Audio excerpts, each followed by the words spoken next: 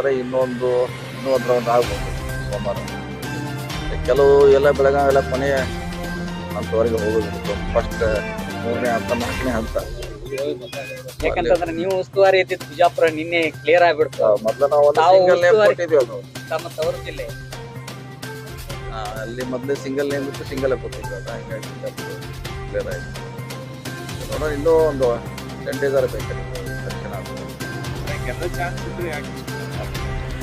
ಎಲ್ಲ ಅಳದು ತೂಗಿ ಮಾಡಬೇಕಲ್ಲ. ಒಂದೇ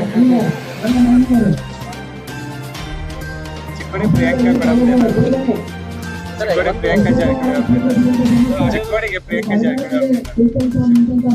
ಚರ್ಚೆ ನಡೀತಾ ಇದ್ದಾರೆ. ಮತ್ತೆ ಬೆಳಗಾವಿ ಚರ್ಚೆ ಆಗಿದೆ, ಕೂಡ ಚರ್ಚೆ ಆಗಿದೆ ಅಂತ ಆಗಿದೆ.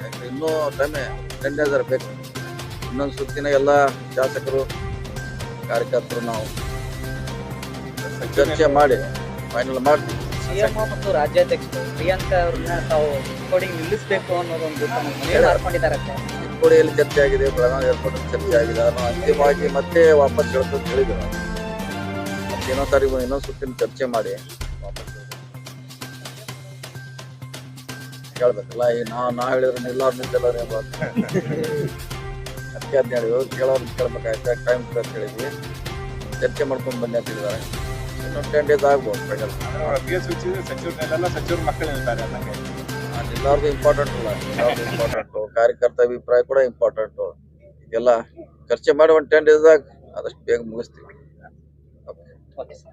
If you like this video, ಬೇಗ ಲೈಕ್ ಮಾಡಿ, ಶೇರ್ ಮಾಡಿ, ಕಮೆಂಟ್ ಮಾಡಿ ಹಾಗೂ N24 ಕನ್ನಡ ನ್ಯೂಸ್ ಟಿವಿಯನ್ನು ತಪ್ಪದೇ ಸಬ್ಸ್ಕ್ರೈಬ್ ಮಾಡಿ.